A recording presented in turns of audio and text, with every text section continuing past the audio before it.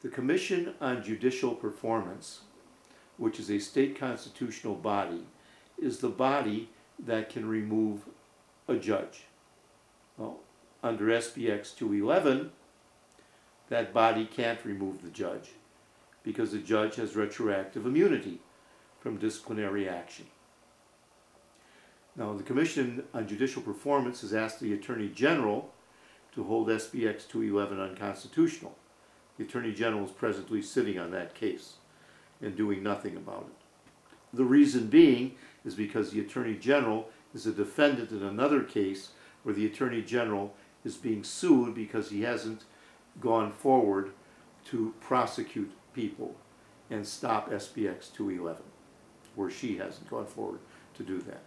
So that case is sitting in limbo in front of the attorney. Impeachment is another way to get rid of a judge. California has never impeached a state court judge or justice.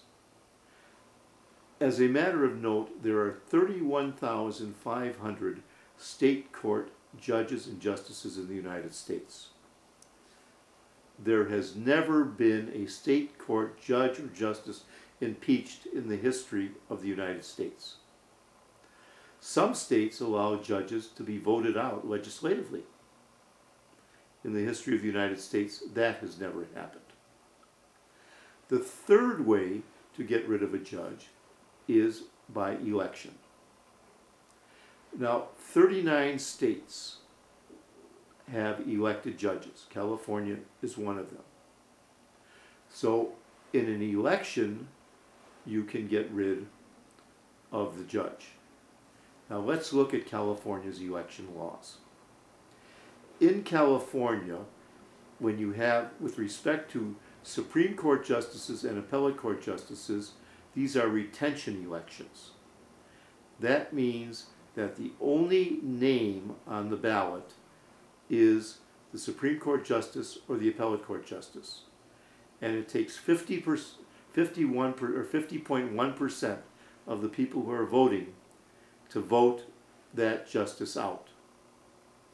If that justice is voted out, then the governor will appoint a new justice who will then stand for election, and it will take 50.1% to vote that justice out. So to take this down the line, the people do not have too much say in who's going to become an appellate justice or a Supreme Court justice in California. You can just keep voting them out at 50.1%. With respect to a Superior Court judge, two things can happen. When it comes time for the judge to be elected, other people can sign up to run against the current judge. If other people fill out the papers and sign up, then they will run against the judge, and whoever wins will become the new judge. If, however, no one signs up within the sign-up period, the judge's name does not even appear on the ballot. So you don't even know, or we the people do not even know, number one, when the judge's term is up. Number two, if nobody's signing up to run against that judge's name doesn't appear on the ballot. And under the California Constitution, what occurs is that if his name does not appear on the ballot, at the next general election, that judge is automatically elected. Now, you can have a write-in person if someone comes up 83 days before the next general election and they qualify. You can have a write-in campaign.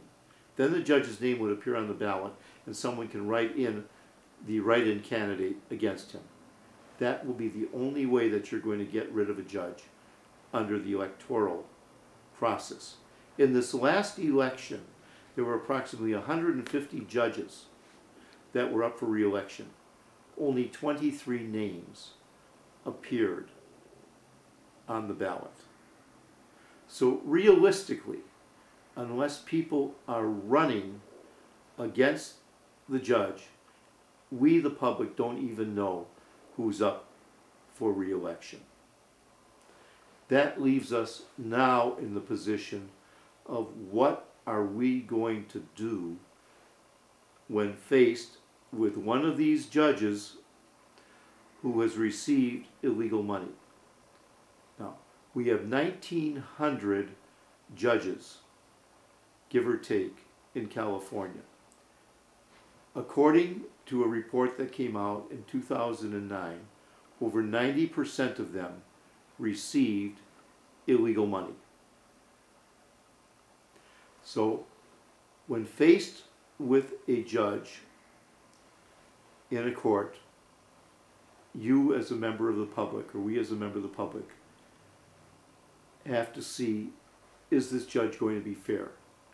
Well, the first thing that we can look at is, number one, did the person on the other side of us or his attorney contribute to this judge? California law says that if the party against us or their attorneys contributed to this judge's last election campaign, or even his current campaign, that judge has to disclose such. No judge in California does this. But you can go online to the Secretary of State's office, plug in that judge's name, and you can take a look at who contributed to his last campaign. And if you find it was the party against you or his lawyer, that judge has to disclose it. That's number one.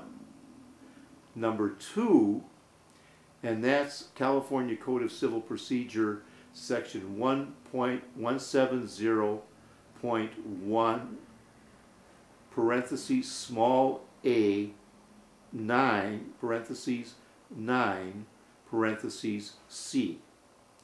Now, if those people contributed greater than $1,500, that judge automatically has to disqualify himself. That's section A of the code I just mentioned. If it is less than $1,500, but an ordinary person would think that there could be a problem, they also have to disqualify themselves. So the first thing that you're going to look at, if you have a case in front of a judge, is you pull out their campaign contributions off of the Secretary of State's office, and you see who's contributed. The second thing that you're going to look at is you're going to look at the fact as to whether this judge received money from the county, if the county's involved in your case in some form or another.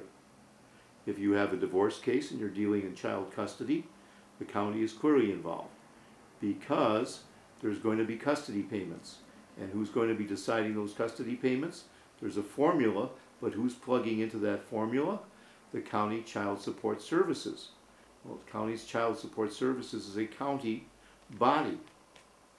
And that county body is a county body, and who's paying? And if the judge got money from the county, you have a county body, and you have a judge that's getting paid by the county. The judge has a problem. And that's, is there going to be a reason for disqualification? If you have a case where the county's trying to get your land, you have a problem. If you have a criminal case, the district attorney is a county district attorney, and you have a judge being paid by the county. To find out whether the judge is getting paid by the county or by the court, you go to your county assessor, your county controller assessor, and they will tell you whether the judge is getting paid. Or if you want to find out if the judge is getting paid by the court, you go to the local court and they will tell you if the judge is getting paid by the court. Now, the next thing that you have is if you get these payments, you're going to have to go through and move to recuse the judge, which you do under CCP section 170.3,